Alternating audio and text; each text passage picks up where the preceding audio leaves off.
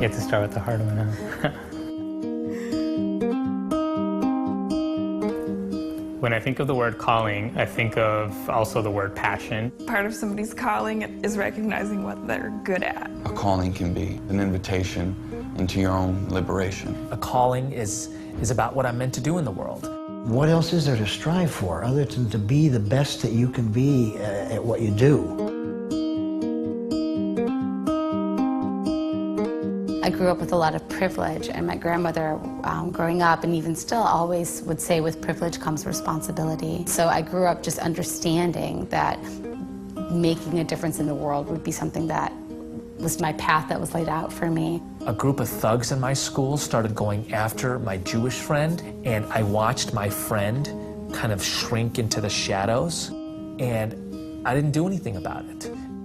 What I do now is, in a lot of ways, making up for my failure then. Some middle school age girls were playing the violin in my church during worship service.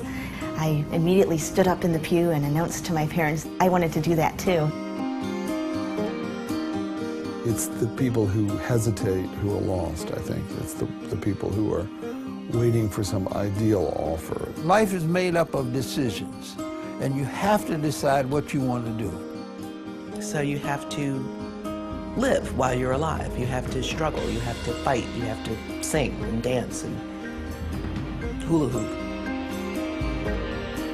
When I think of the word calling, I oftentimes think about being alone. There's a point in one's life where you feel alone and it seems that you're alone, and that you come to a realization that there's something out there that's calling for you and helping guide you to where you feel you need to be. I'm called to be a poet.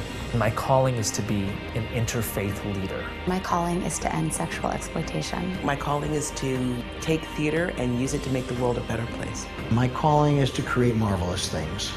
What's your calling? What's your calling? What's your calling?